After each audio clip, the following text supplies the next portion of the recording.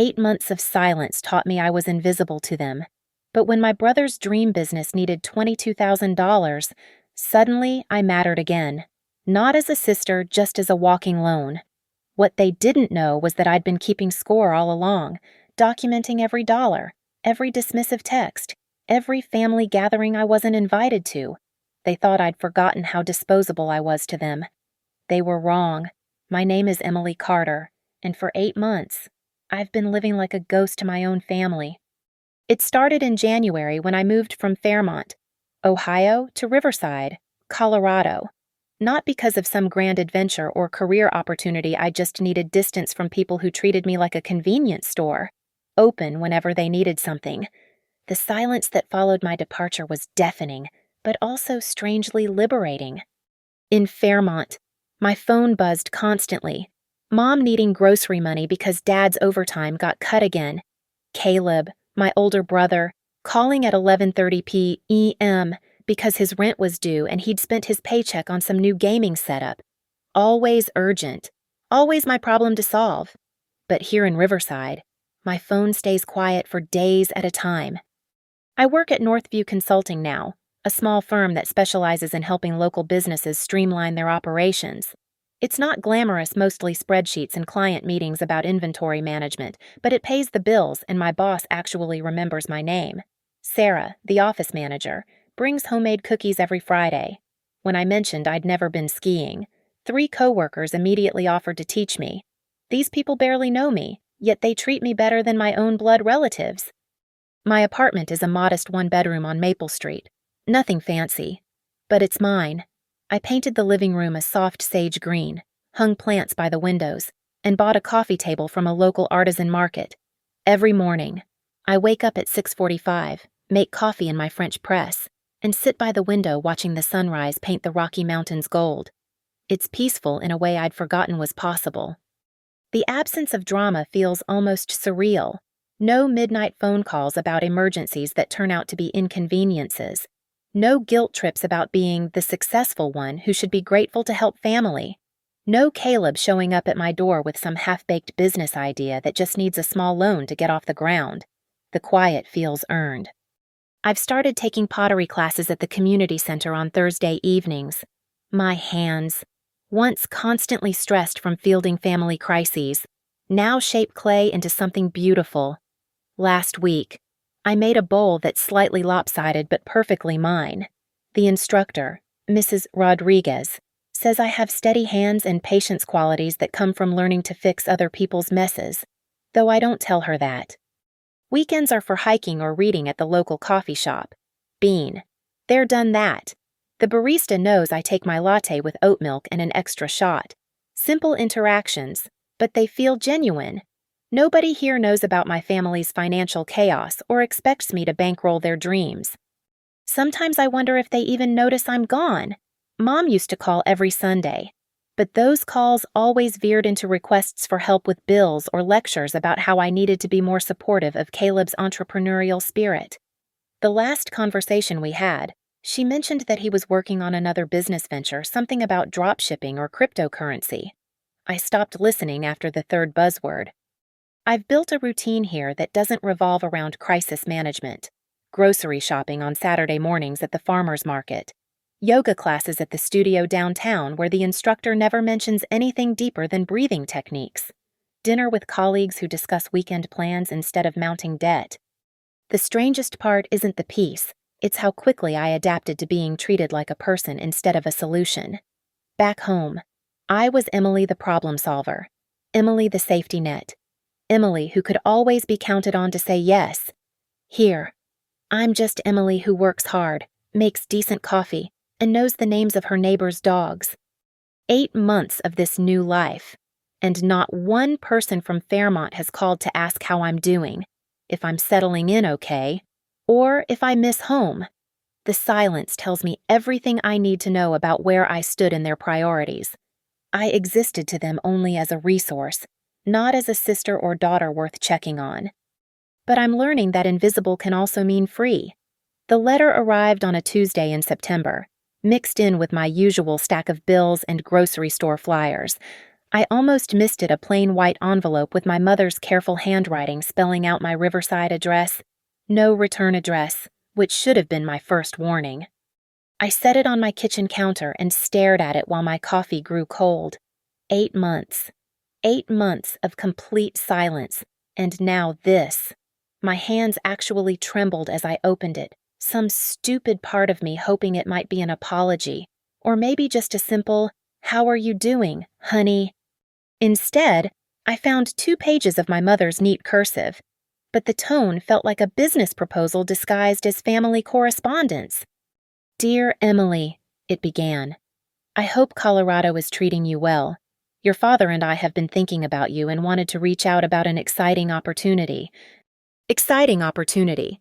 Not, we miss you, or we're sorry we haven't called. An opportunity. Your brother Caleb has been working incredibly hard on a new business venture.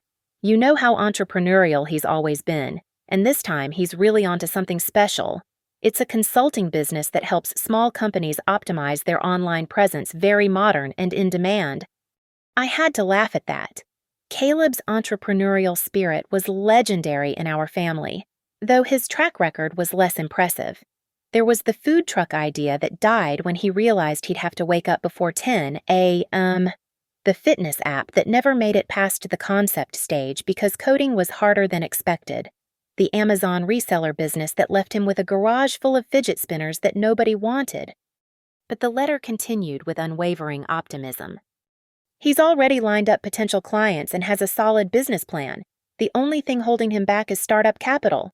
He needs $22,000 to get everything off the ground: office space, equipment, initial marketing, that sort of thing. $22,000. The number sat there on the page like a slap. "We know you're doing well out there with your new job, and we're so proud of how you've built a life for yourself. Since you don't have the expenses of supporting a family like Caleb does, we thought you might be in a position to help him get started." Supporting a family. Caleb lived in a studio apartment, and his biggest responsibility was keeping his PlayStation subscription current. But somehow, in my mother's narrative, he was the one with real obligations while I was just floating around with disposable income. This isn't a gift we're asking for. Of course, Caleb fully intends to pay you back once the business is profitable, probably within 18 months. He's already talked to a lawyer about drawing up a proper loan agreement. A loan agreement. How thoughtful. They'd gone to the trouble of making it official before even asking if I wanted to be involved. "We really think this could be the opportunity Caleb needs to finally establish himself. You know how hard it's been for him to find his path, and having family support would mean everything. Your father says you've always been the responsible one, and we know you understand how important family is." The responsible one. Translation: the one who pays for things. The letter concluded with what felt like choreographed casualness. "Give us a call when you have a chance to think it over. We love you and can't wait to hear from you." Love you. The words felt hollow after 8 months of silence. I read the letter 3 times, each reading making me angrier. They hadn't asked how I was doing, if I liked my job, whether I'd made friends, or if I missed home. They hadn't apologized for the radio silence or acknowledged that they'd essentially erased me from their lives until they needed something. The worst part was the assumption threading through every paragraph that, of course, I would say yes, that Emily the problem solver would swoop in once again to fix Caleb's latest crisis. They'd written this letter as if my agreement was a foregone conclusion, like they were just notifying me of my upcoming financial obligation. I walked to my window and looked out at the mountains, their peaks catching the late afternoon sun. In Fairmont, I would have been on the phone within an hour, probably already figuring out how to liquidate my savings account. The old Emily would have felt guilty for even hesitating. But this Emily, the one who'd learned to exist without constant family drama, felt something different. Not guilt, but clarity. They hadn't reached out because they missed me or wanted to rebuild our relationship. They'd reached out because they needed my money. I folded the letter carefully and placed it back in its envelope. $22,000. The number that had bought me back into their consideration after 8 months of being invisible. The phone didn't ring that evening, or the next day, or the day after that. They were waiting for me to call them, confident that I'd come through like I always had. What they didn't know was that the Emily who always came through had been learning some very different lessons in Colorado. That night, I couldn't sleep.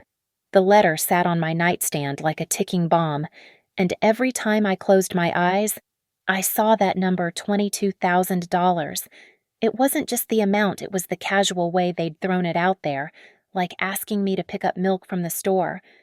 At 2:15 a.m., I gave up on sleep and pulled out my laptop. If they wanted to treat this like a business transaction, then I was going to approach it like one. I opened a spreadsheet and started documenting every dollar I'd ever given my family. The numbers were worse than I remembered. It started in 2018, right after I'd gotten my first real job out of college. Caleb had dropped out of community college halfway through his second semester, owing $1,500 in unpaid tuition. Mom called crying about how he couldn't re-enroll until the debt was cleared, how he was so depressed about his future. I transferred the money that same day. Then there was the $2,000 for Dad's emergency car repairs that turned out to be upgrading to a newer model because his old truck looked unprofessional for his construction job. $3,000 when Mom needed dental work that insurance wouldn't cover, except I later saw Facebook photos of her at a spa weekend that same month. The pattern was always the same. Crisis calls, usually late at night when I was tired and emotionally vulnerable. Urgent deadlines, promises to pay me back that evaporated within weeks. And always, the guilt trip about family loyalty and how I was doing so well compared to everyone else. I found bank statements going back 6 years, cross-referencing them with my phone records to remember the context of each transfer. Caleb's failed business ventures alone had cost me over $8,000. The protein shake MLM scheme, the cryptocurrency mining setup that doubled our parents' electric bill, the vintage clothing resale business that died when he realized thrift shopping was actually work. Each time, he'd been so convincing. This was different. This was his calling. This time, he'd learned from his mistakes. And each time, I'd believed him because the alternative, admitting my brother was a serial dreamer with no follow-through, felt too cruel. But the personal loans to my parents cut deeper. $4,000 when they were behind on the mortgage and facing foreclosure, only to discover they'd used the money for a backyard deck. $2,500 for Mom's emergency surgery that turned out to be an elective procedure to remove a mole she was self-conscious about. By 3:45 a.m., I had it all documented, $26,400 over 6 years. Not one penny had ever been paid back, despite countless promises and even a few formal IOUs that they'd conveniently forgotten about. The worst part wasn't the money, it was the pattern of deception. They'd learned to frame every request as a crisis, knowing I couldn't say no to a genuine emergency. They'd perfected the art of making me feel selfish for hesitating, guilty for asking questions, and responsible for their financial stability. I remembered the night last December when I'd finally said I needed to slow down on the loans. I'd just paid off my student debt and wanted to start building my own emergency fund. Mom's response had been ice cold.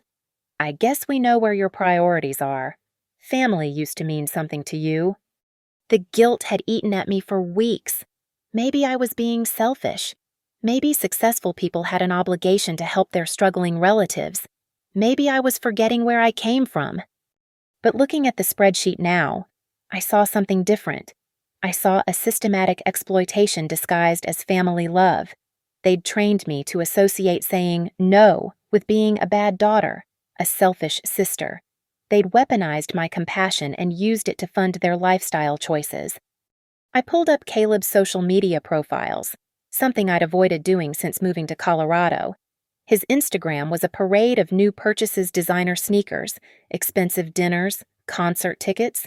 His Facebook showed check-ins at bars I recognized as upscale places in Fairmont. For someone supposedly struggling to survive, he seemed to have plenty of discretionary income. Meanwhile, my own social media from that period told a different story. Photos of me eating ramen for the third night in a row because I'd blown my grocery budget helping with their latest emergency. Pictures of my old, threadbare furniture because I couldn't afford to replace anything after covering their bills. I'd been living like a college student well into my 30s, denying myself basic comforts so my family could maintain their spending habits. And somehow, they'd convinced me this was normal. This was what family did for each other. But families were supposed to be reciprocal. When had they ever helped me? When I'd been laid off for 3 months in 2019, did they offer assistance? When I'd gotten food poisoning and been hospitalized, did they visit or even send flowers? When I'd broken up with my long-term boyfriend and was emotionally devastated, did they check on me? No, because in their minds, successful Emily didn't need help. I was the giver, never the receiver. I existed to solve their problems, not to have problems of my own.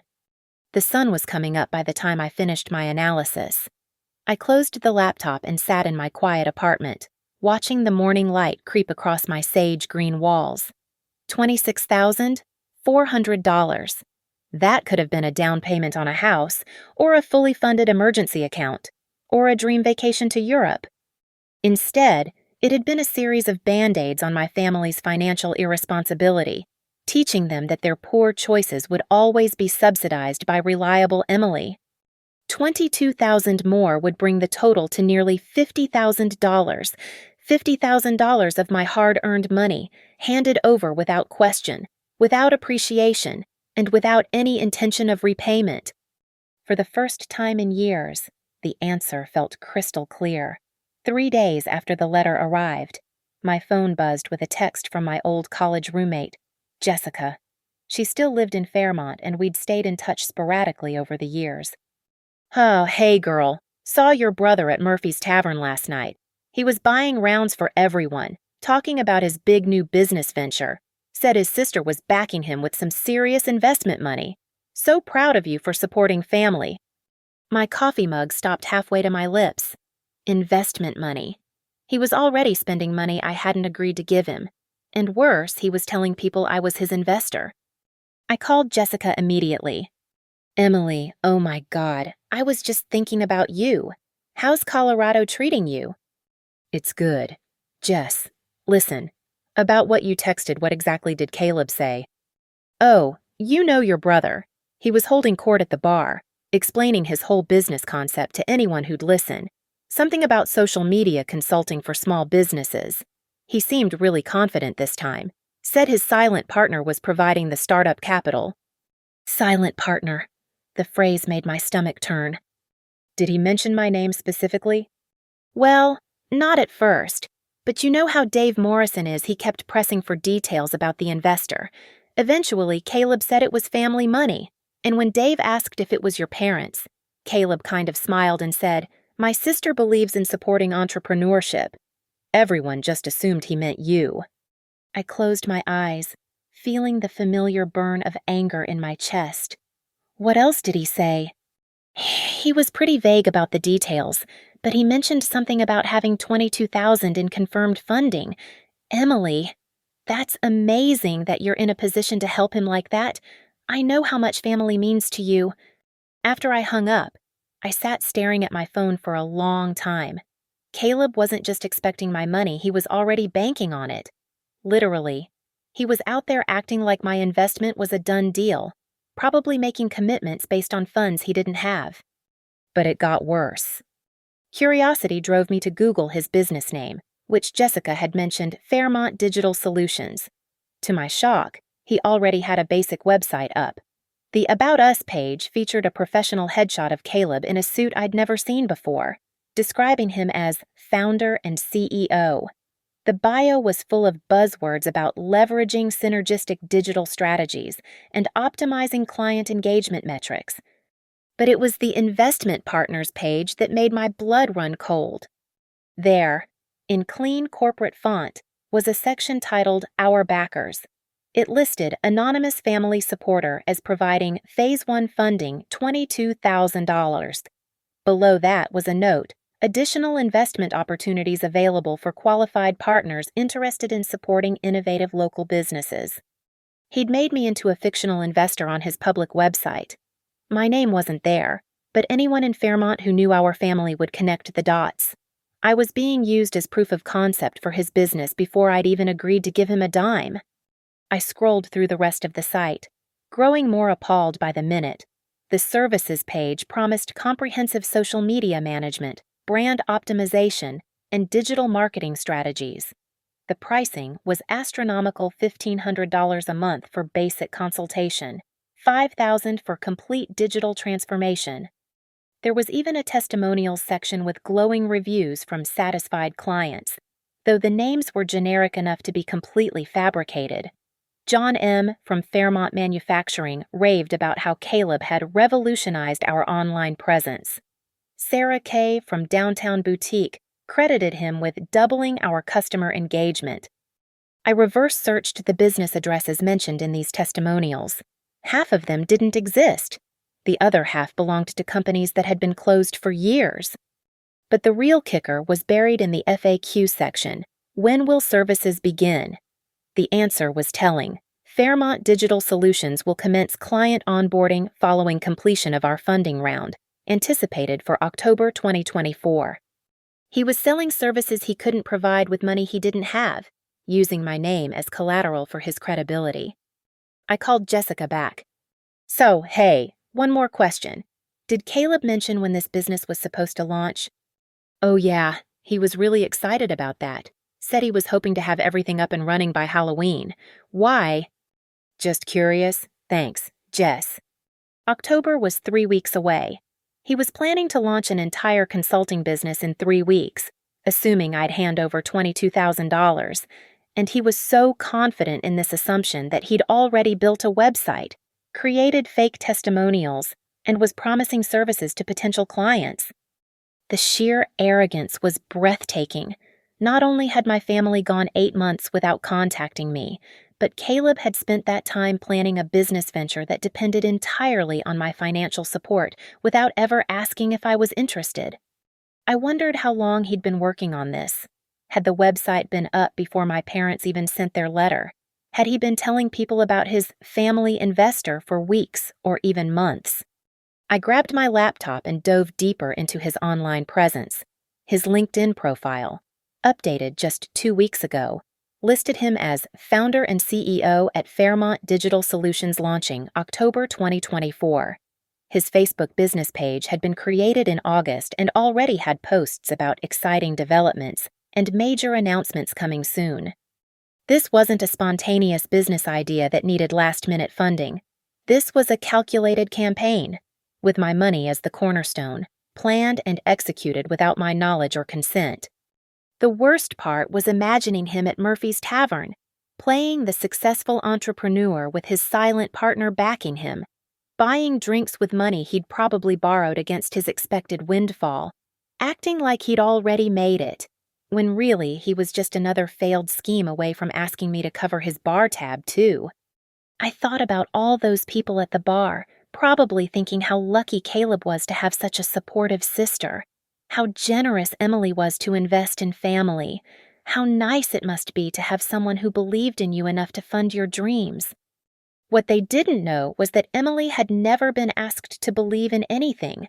I'd been volunteered, assigned, and presumed upon. My money had been allocated before I even knew there was a business to fund. But what really cut deep was the realization that this was probably how it had always been. How many times had Caleb told people I was helping him before actually asking for help? How many times had my parents promised my support before securing my consent? I'd thought they saw me as a reliable source of emergency funds. But the truth was worse. They saw me as such a sure thing that they didn't even need to ask anymore. The anger that had been simmering for days finally crystallized into something colder and more focused determination. If Caleb wanted to play businessman, then I was going to treat this like business. And in business, due diligence was everything. I started that Friday evening, methodically building what I privately called my evidence file. Years of being the family's financial safety net had taught me to keep records, though I'd never imagined I'd need them for this purpose.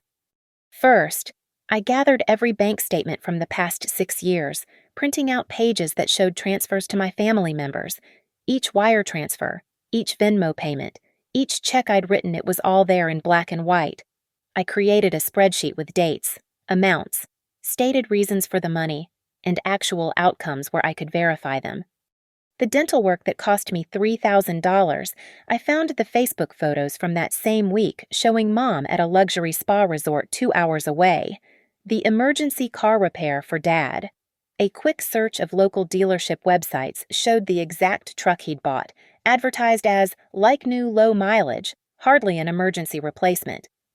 But I needed more than just financial records. I needed documentation of their pattern of behavior. I spent Saturday morning scrolling through years of text messages, screenshotting the most revealing exchanges, the desperate midnight calls about rent money, followed by social media posts showing expensive dinners days later, the tearful voicemails about family loyalty, followed by months of radio silence until the next crisis hit. I found a particularly damning text thread from last Christmas, where Caleb had asked for just $500 to cover holiday gifts, and then posted photos of himself at a casino in Atlantic City that same weekend. When I'd asked about it, he'd claimed the casino trip was research for a potential business opportunity in entertainment consulting. Sunday was dedicated to researching Caleb's current claims. I created fake social media accounts to dig deeper into his online presence without him knowing I was investigating. What I found was a carefully constructed facade that was already beginning to crack. His business Instagram account had been posting behind-the-scenes content for weeks, showing him in coffee shops with his laptop, typing away at what he claimed were client proposals and strategic business plans. But I noticed something odd about the timestamps. Several posts claiming to show late-night strategy sessions were uploaded during hours when I knew he was at Murphy's Tavern, based on Jessica's previous updates about running into him there. More telling were the inconsistencies in his story. His LinkedIn profile claimed he had several clients ready to sign upon business launch, but his website FAQ section still talked about seeking initial client partnerships. His Facebook posts mentioned overwhelming interest from the local business community, while his Twitter account was desperately trying to build followers with generic motivational quotes about entrepreneurship. I dug into the testimonials on his website more thoroughly, using reverse image searches and cross-referencing business registrations. John M. from Fairmont Manufacturing was supposedly praising Caleb's work, but Fairmont Manufacturing had closed in 2019, according to state business records. Sarah K. from Downtown Boutique had given Caleb credit for doubling her engagement, but there was no registered business by that name in downtown Fairmont. The testimonials weren't just fake, they were lazy fakes, probably copied from template websites and minimally edited. But I wanted more than just proof of his deception.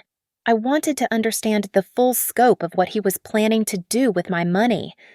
I found a detailed breakdown buried in a PDF he'd linked from his investment information page. Of the $22,000 he was requesting, only about 30% was allocated to actual business expenses. The rest was earmarked for living expenses during the startup phase, marketing and networking events, and something vaguely labeled as contingency funds. Translation: he wanted me to subsidize his lifestyle for the next year while he played entrepreneur. The living expenses section was particularly galling. He'd budgeted $1,800 a month for rent, even though I knew he currently paid $800 for his studio apartment. Food and entertainment were allocated at $1,200 monthly, more than I spent on groceries and social activities combined. The networking events budget included line items for professional development dinners and industry conference attendance, which sounded suspiciously like fancy meals and weekend trips. By Sunday evening, I had assembled a comprehensive dossier that painted a clear picture. Caleb hadn't just been planning a business, he'd been planning a year-long vacation funded by my savings, with a few token business activities thrown in for cover. But I wasn't done collecting evidence. Monday morning, I called in a personal day at work and drove the 4 hours back to Fairmont. I told no one I was coming. This wasn't a family visit, it was reconnaissance. I parked outside Murphy's Tavern at 5:30 p.m., knowing Caleb's habits well enough to predict he'd show up for happy hour. Sure enough, he arrived at 6:15, already talking loudly on his phone about finalizing investment details and moving into the execution phase. I watched through the window as he held court at his usual spot at the bar, his laptop open, showing what appeared to be PowerPoint slides to anyone who'd listen. Every few minutes, he'd gesture dramatically and mention something about my backer or family support for local business. The performance was masterful. He looked every inch the confident entrepreneur, fielding questions about his business model and timeline with practiced ease. Several people bought him drinks, clearly impressed by his presentation and excited to support a local success story. What they didn't know was that the confident entrepreneur was performing with my money before he'd even secured it. I took photos and videos through the window, documenting his public claims about funding he didn't have. At one point, I clearly heard him tell someone that his investment partner was fully committed and that contracts would be finalized within the week. The audacity was stunning. He wasn't just assuming I'd give him the money, he was promising it to other people, putting my reputation on the line without my knowledge or consent. As I drove back to Colorado that night, I felt something I hadn't experienced in years when it came to my family complete clarity. They hadn't just taken my money over the years, they'd taken my agency, my choice, my right to say no. But this time was going to be different. This time, I had evidence. This time, I had a plan. And this time, they were going to learn that Emily Carter was nobody's guaranteed paycheck. Tuesday morning, I called my mother at exactly 9 a.m., early enough to catch her before she could prepare talking points, but late enough that she couldn't claim I'd woken her up. I'd rehearsed this conversation in my head during the entire drive back from Fairmont. "Emily, sweetheart, I'm so glad you called. We've been hoping to hear from you about Caleb's opportunity." Her voice carried that familiar blend of warmth and expectation, the tone she'd perfected over the years to make saying no feel like a personal betrayal. "Actually, Mom, I have some questions before we discuss anything financial." A pause. She wasn't used to me asking questions instead of just agreeing to help. "Of course, honey. What would you like to know?" "When did Caleb first tell you about this business idea?" "Oh, he's been working on it for months. You know how thorough he is when he sets his mind to something." Thorough. That was rich. "And when did you decide I should be the one to fund it?" Another pause. Longer this time. "Well, we didn't decide anything, Emily. We just thought you might want to help since you're doing so well, and Caleb really needs this chance to establish himself." "Did Caleb ask you to contact me, or was this your idea?" We discussed it as a family. Your father and I thought it would be good to reach out." "So Caleb asked you to ask me for money instead of asking me directly?" The silence stretched uncomfortably long. When Mom finally spoke, her tone had shifted slightly, becoming more defensive. "Emily, I don't understand why you're making this sound so complicated. Family helps family. When you needed help with college, we were there for you." That stung, because it was true to a point, but it was also manipulative deflection, and I wasn't going to let it work this time. "You're right. You helped me with college, and I've paid that forward many times over. But that's not what I'm asking about. I want to know if Caleb has the courage to ask me directly for $22,000, or if he's hiding behind you and Dad." "He's not hiding behind anyone, Emily. He's just respectful of family dynamics. He knows you might feel more comfortable discussing financial matters with us first." Family dynamics. The phrase that had been used to justify every uncomfortable conversation I'd ever been forced into. "Mom, has Caleb told people that I'm already funding his business?"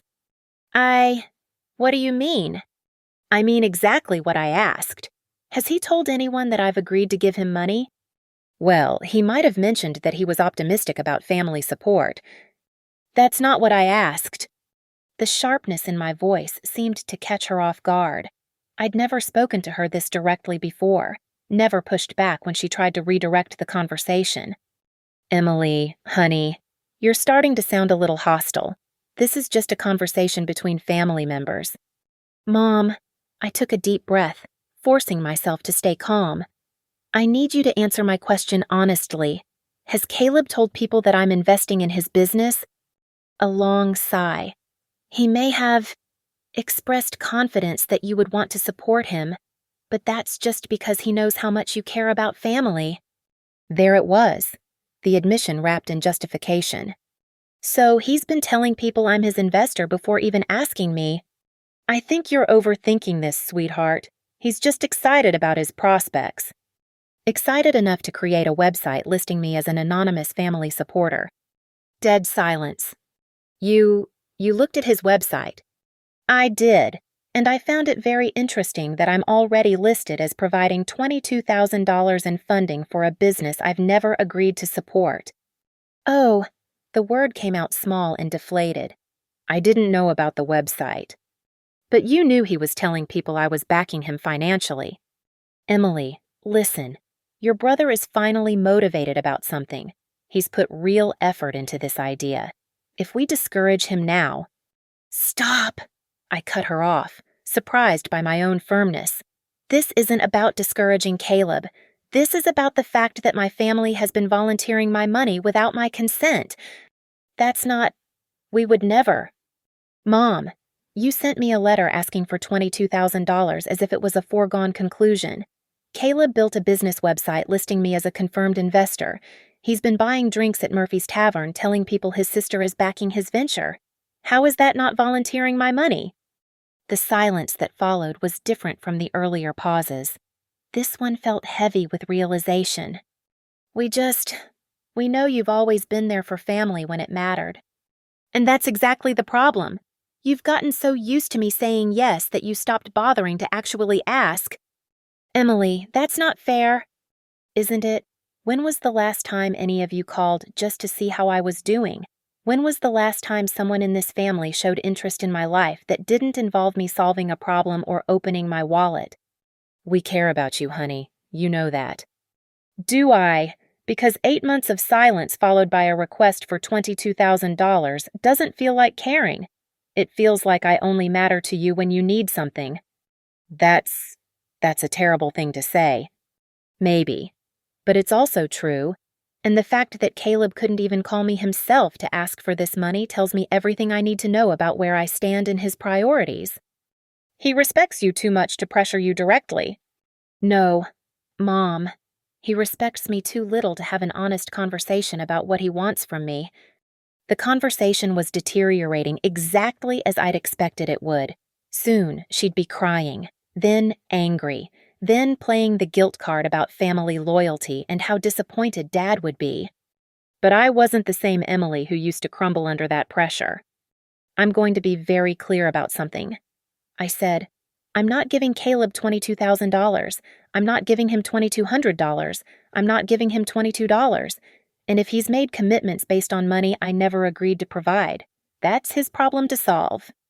Emily, please, don't make a decision when you're angry. I'm not angry. Mom, I'm done. There's a difference. I hung up before she could respond, then immediately turned off my phone. I knew what would come next, a barrage of calls and texts designed to wear down my resolve.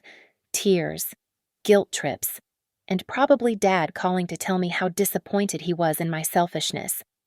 But for the first time in my adult life, I felt completely at peace with disappointing them. The real confrontation was still coming, and I was ready for it. The aftermath of my phone call with Mom was exactly what I'd predicted. By the time I turned my phone back on 3 hours later, I had 17 missed calls, 12 voicemails, and 43 text messages. The progression was textbook hurt confusion, escalating anger, guilt manipulation, and finally desperate bargaining. But I wasn't interested in their emotional roller coaster anymore. I had a different plan. That evening, I sat down at my laptop and began crafting something I'd never made before, a video for social media. Not a polished production, just me sitting at my kitchen table with my evidence folder spread out beside me. I wanted it to feel personal, authentic, and absolutely devastating. Hi everyone, my name is Emily Carter, and I need to tell you a story about family, money, and what happens when people mistake kindness for stupidity. I kept my voice calm and conversational, like I was talking to a friend over coffee.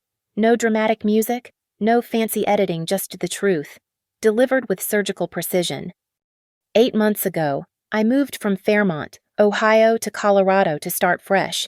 In those 8 months, My family contacted me exactly once, not to see how I was doing, not to ask if I liked my new city, but to request $22,000 for my brother's business venture. I held up the letter from my parents, letting the camera focus on the key paragraphs. Well, what makes this interesting is that my brother, Caleb Carter, has been telling people around Fairmont that I'm already his investor. He's created a website for Fairmont Digital Solutions that lists me as providing confirmed funding, even though he's never actually asked me directly for a penny. I pulled up his website on my laptop, scrolling through the Investment Partners section where I was listed as an anonymous family supporter. Now, you might be wondering why I'm making this video instead of just saying no privately. That's a fair question. The answer is that this isn't really about one request for money. This is about a pattern that's been going on for 6 years. I opened my spreadsheet, the one that documented every loan, every crisis, every broken promise. Over the past 6 years, I've given my family over $26,000, not invested given, for emergencies that turned out to be wants, not needs, for business ventures that never materialized, for crises that were actually lifestyle choices.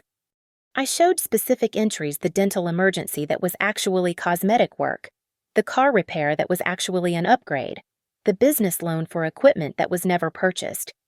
Every single time, I was promised repayment. Every single time, the promise was forgotten within weeks, and every single time, I was made to feel guilty for even bringing it up later. I picked up a stack of printed text messages, fanning them out like a deck of cards. These are screenshots of conversations where my family asked for money. Notice the pattern: it's always urgent, always an emergency, always framed as life or death. But then look at their social media from those same time periods. I showed side-by-side images, text messages about being unable to pay rent next to Facebook photos of expensive dinners, Venmo requests for grocery money next to Instagram posts from concerts and bars. The reason I'm sharing this publicly is because my brother has made it public. He's been using my name and reputation around Fairmont to legitimize a business that doesn't exist, funded by money he doesn't have. He's told potential clients that services will begin in October, contingent on funding that he's presented as a done deal. I pulled up Caleb's social media accounts, showing the posts about his upcoming business launch and the testimonials from clients that didn't exist. I've verified the testimonials on his website. Half the businesses he claims to have helped don't exist. The other half closed years ago. He's not just asking for my money, he's committing fraud with my implied endorsement. My voice remained steady, but I let a hint of steel creep in. So here's what's going to happen. I'm not giving Caleb Carter $22,000. I'm not giving him $2,200. I'm not giving him $22. And anyone who's been told that Emily Carter is backing Fairmont Digital Solutions should know that this is completely false. I leaned forward slightly, looking directly into the camera. To my family, who I know will see this. You taught me that family means being there for each other, but you forgot the each other part. For 6 years, you've treated me like an ATM with emotions. You've used guilt and manipulation to fund your lifestyle choices while I lived like a college student so I could afford to be your safety net. I picked up the original letter, holding it where the camera could see it clearly. This letter asking for $22,000 contains exactly 0 questions about my life, my health, my happiness, or my dreams. It's a business proposal disguised as family correspondence, and that tells me everything I need to know about how you see me. I set the letter down and looked back at the camera. I'm sharing this because I think other people might recognize this pattern in their own families. The guilt trips, the crisis calls, the assumption that success comes with the obligation to subsidize other people's poor decisions. You don't owe your family your financial future, no matter how much they try to convince you otherwise. I gathered up my evidence, straightening the papers into a neat stack. Caleb, if you're watching this next time you want to borrow money from someone, try asking them directly instead of having mom and dad do it for you, and maybe consider building an actual business instead of just a website with fake testimonials. I smiled, not warmly, but with genuine satisfaction. To everyone else who supported me during my 8 months in Colorado, Thank you for showing me what healthy relationships actually look like. It's been enlightening. I reached toward the camera. That's my story. I hope it helps someone else recognize when generosity has turned into exploitation. The video was 12 minutes long. I uploaded it to YouTube, Facebook, Instagram, and TikTok simultaneously, tagging it with relevant keywords and location tags for Fairmont, Ohio. Then I sent the links to Jessica and 3 other friends who still lived in our hometown, with a simple message, in case anyone asks what's going on with the Carter family situation. By morning, the video had been viewed over 3,000 times. The real reckoning was just beginning. The day Caleb was supposed to launch Fairmont Digital Solutions. I woke up at 6:30 a.m. to 47 notifications on my phone. My video had exploded overnight, shared across Fairmont's social media ecosystem like wildfire. The view count had jumped to over 15,000, and the comments section was a mix of support for me and shock about my family's behavior. But the real impact was happening in Fairmont itself. Jessica called me at 8:15, barely able to contain her excitement. Emily, oh my God, your video is everywhere. Everyone's talking about it. And Caleb, girl, you need to hear what happened last night. According to Jessica, Caleb had organized a launch event at the Fairmont Community Center for 7 p.m. on Tuesday. He'd rented the space, hired a local catering company, and invited what he described as potential investors and business partners to witness the official unveiling of Fairmont Digital Solutions. About 30 people showed up, including several small business owners who were genuinely interested in digital marketing services. Caleb had prepared a full presentation with slides, handouts, and what he called his investment portfolio overview. He started off really confident, Jessica told me. Had this whole PowerPoint about market opportunities and client acquisition strategies. But then someone in the audience, I think it was Mike Rodriguez from the hardware store, asked about his funding situation. This was the moment Caleb had been building toward for months. He began his rehearsed speech about having secured investment capital from a family supporter who believed in local entrepreneurship. But then, Jessica continued, Sarah Mitchell, you remember her from high school, raised her hand and said, "Are you talking about your sister Emily? Because I just watched a very interesting video she posted about your business." The room had gone silent. Caleb, clearly caught off guard, tried to deflect by saying that family financial matters were private and that he preferred to focus on business opportunities. That's when things got really awkward, Jessica said. People started pulling out their phones. Within 5 minutes, half the room was watching your video. You could literally hear your voice coming from multiple phones as people caught up on what you'd said. The presentation had disintegrated from there. Business owners who'd come expecting to learn about legitimate services instead found themselves witnesses to a family financial meltdown being exposed in real time. Several people got up and left without a word. The worst part was when Tom Brady, the Tom Brady who owns the auto shop, not the football player, stood up and said, "Son, if your own sister won't back your business after looking at your plan, why should any of us?" Caleb had tried to salvage the situation by claiming the video was taken out of context, that I was going through a difficult time and not thinking clearly, but the damage was done. The audience had seen the evidence I'd presented, the fake testimonials, the misrepresented funding status. By 8:30, the room was basically empty except for Caleb and the catering staff. He was just standing there with all his printed materials and his laptop, looking completely defeated. But the story wasn't over. Jessica had stayed after most people left, partly out of morbid curiosity and partly because she felt sorry for him. She'd watched him pack up his presentation materials in silence, his confident entrepreneur persona completely shattered. As he was leaving, he looked at me and said, "She really destroyed everything, didn't she? And Jessica, I don't think he was just talking about the business." The fallout spread beyond that single evening. Over the next few days, I received messages from people in Fairmont who'd seen the video. Some were friends offering support, but others were business owners who'd been approached by Caleb over the past few months. Apparently, he'd been making the rounds to local businesses for weeks, pitching his services and name-dropping his family investor as proof of his credibility. Several owners had been considering hiring him once his business launched. "Your video saved us from making a big mistake," wrote the owner of a local restaurant.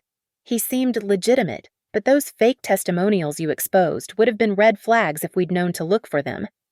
My parents tried calling several more times, but I didn't answer. They left voicemails that ranged from angry to pleading to accusatory. Dad's final message was particularly telling. "Emily, you've embarrassed this family in front of the whole town. I hope you're proud of yourself." Proud wasn't the right word. Satisfied, maybe. Free, definitely. The most surprising response came from Caleb himself, in the form of a text message sent 3 days after his failed launch. "I get it now. I never actually asked you. I just assumed you'd say yes because you always had before. That wasn't fair to you. I'm sorry."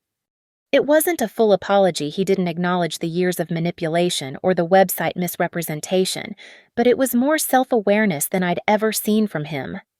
I didn't respond to his text. Some bridges, once burned, aren't meant to be rebuilt. 3 weeks later, I was hiking in the Rocky Mountain National Park when my phone rang. It was a number I didn't recognize with a Colorado area code. "Ms. Carter. This is David Park from Mountain View Marketing here in Denver. I saw your video about your family situation, and I have to say, your presentation was incredibly clear and well organized. I'm wondering if you'd be interested in discussing a position with our firm. We need someone who can think strategically about business development and isn't afraid to ask tough questions." I got the job. 6 months later, I bought a house in Riverside with a view of the mountains and a garden where I grow vegetables that nobody else gets to claim credit for. I never did hear how Caleb's next business venture turned out, but I'm betting he learned to ask permission before volunteering other people's money. Sometimes the best revenge isn't getting even, it's getting free. Thank you so much for listening to my story. I hope it resonated with some of you who might be dealing with similar family dynamics.